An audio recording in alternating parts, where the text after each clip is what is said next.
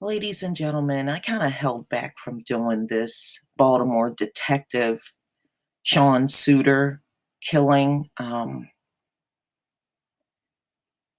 This man was supposed to testify against a few corrupt cops. And just before he was supposed to give his testimony, he was killed. We know this is an inside job and it's a setup, and we already know how corrupt the Baltimore police are just from the Freddie Gray case. Baltimore police, just like many police departments across the country, are corrupt. They're dirty. They treat the citizens, of course, in our community like crap. And they got the nerve to look you in the face and tell you to respect and do what the police say.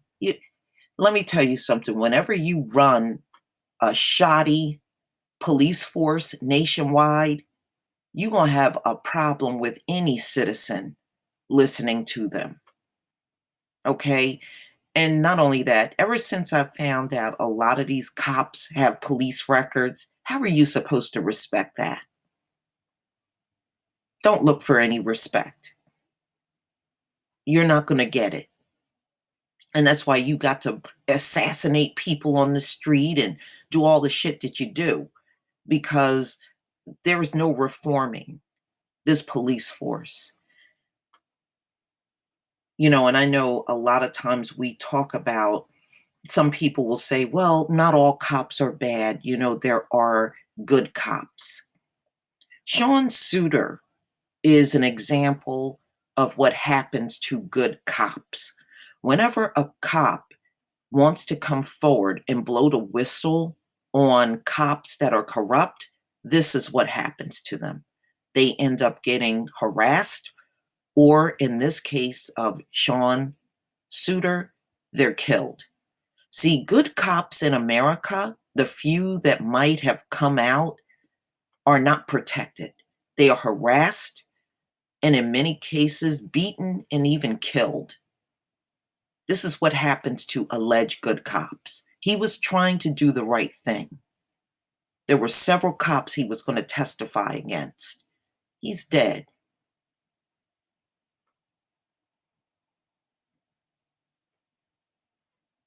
This is what happens when you try to speak out and you're a cop.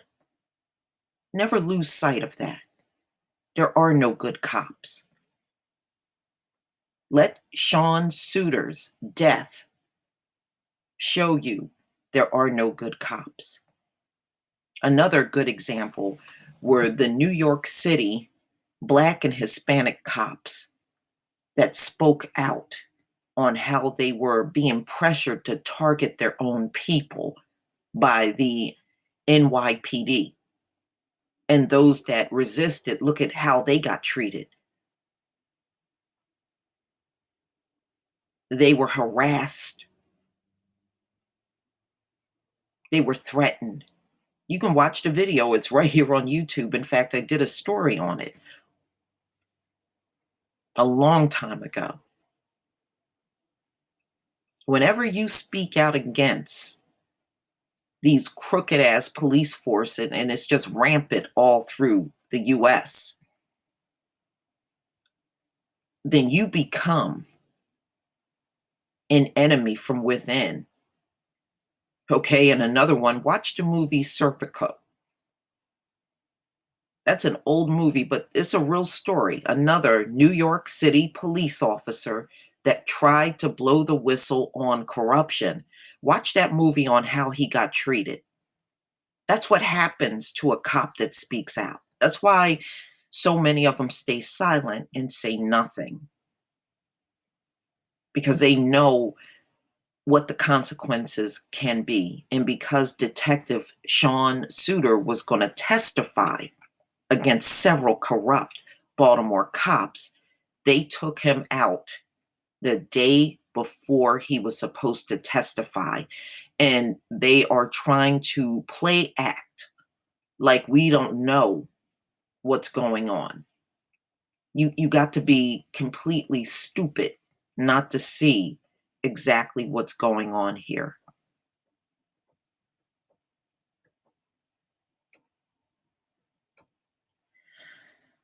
Baltimore detective Sean Suter killing. Read full transcript of police commissioner's Friday's news conference. All right. I'm going to go ahead and play this video. And this this police chief, this commissioner, I believe I believe they're all in on it, from the chief, the commissioner, down to their foot soldier, corrupt killer cops. The police is nothing but a gang. It's just ran like a street gang. You always have your boss at the top, all right? And then you might have a few other people at the top, and then everybody else is a foot soldier in the gang. And that's all the cops are. Look at how street gangs operate, and look at how American cops operate. They're virtually the same. They're corrupt in drugs. They're corrupt in killing. They're corrupt in weapons. Look at how many times they go out here and plant weapons on people and plant drugs on people. They're just an average street gang. You can't even call this shit they do every day policing. It's not policing. It wasn't even policing when they did it back during the plantation and slavery days. That wasn't policing either. It's a gang. All right, let's go ahead and play this video. Thank you all for being here.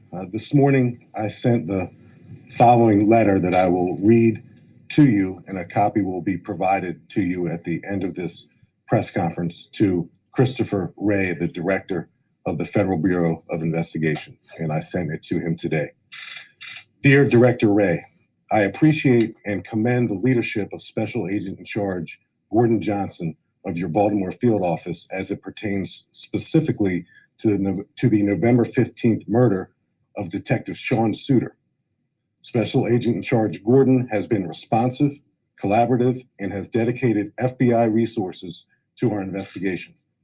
In fact, the FBI, ATF, and DEA have all been embedded into the investigation from the very beginning.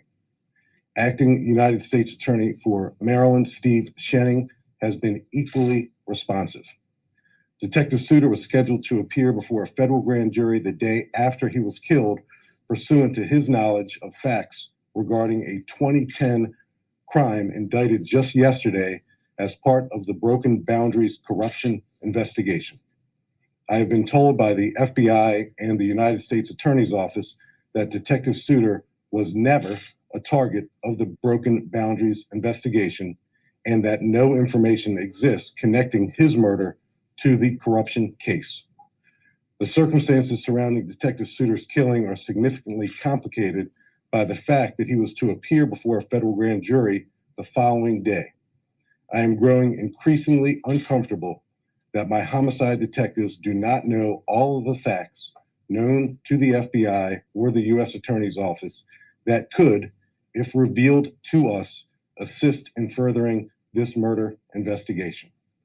I respectfully request the FBI to investigate the murder of Detective Sean Suter. Please contact me to further discuss at your earliest convenience. Sincerely, Kevin Davis, Police Commissioner.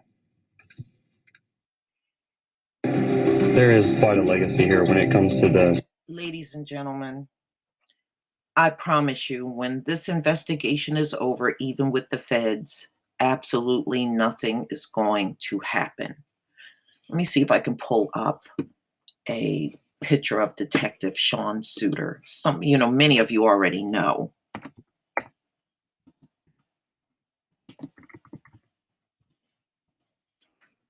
Here he is right here.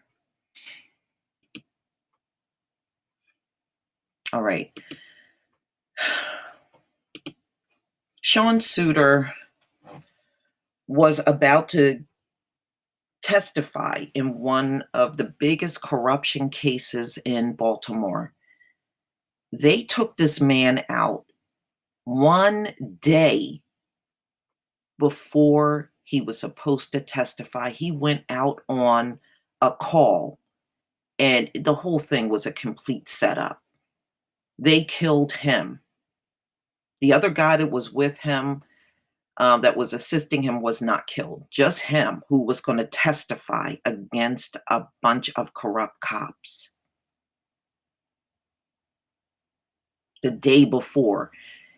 And somehow, when this happened, the police chief wanted to get in front of everybody and do a speech talking about he didn't think uh, this was anything shady or an inside job. And no, get out of here. You're not fooling nobody. First of all, you're not even smart enough to fool anybody. And number two, like I said, this is a case of what happens whenever you want to speak out against the biggest gang in America. You know, and the reason why many things don't happen to cops is because of that gang mentality in this entire country. You got everybody in cahoots with each other. The judge, the jury. That's why they want all white juries. Even to this day, in 2017, America is the biggest melting pot, but they want the juries to remain all white. You notice they don't want to use affirmative action when it comes down to these juries. They don't want to do that.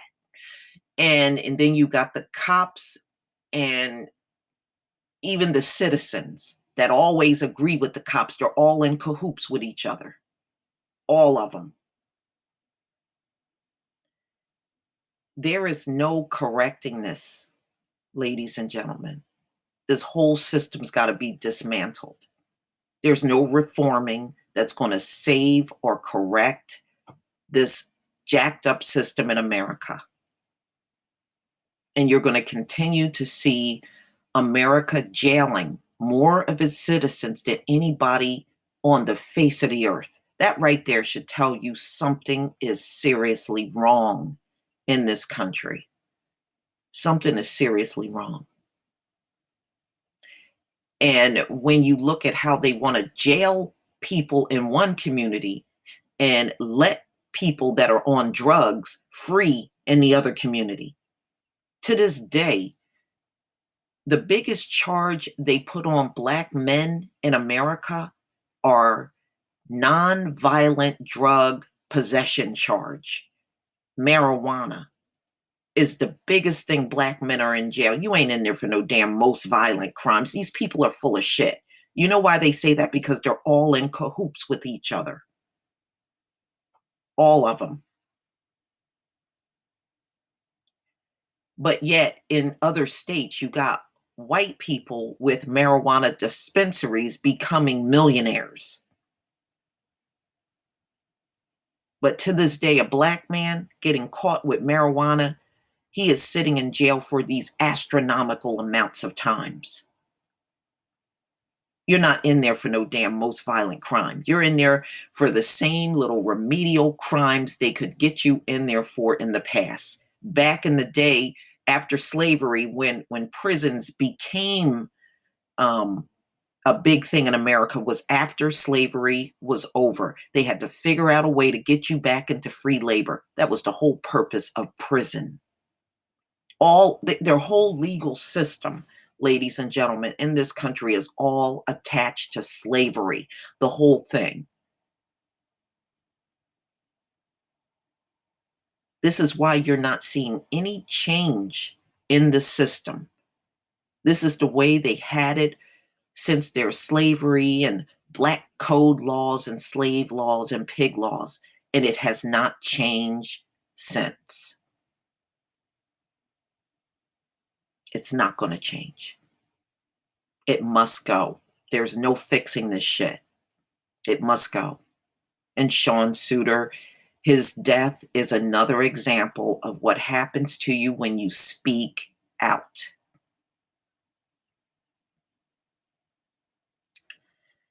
I will leave the link to the article in the description box. But please tell me what you think. Please leave your comment and subscribe. And don't forget to hit on that notification bell. Peace, family.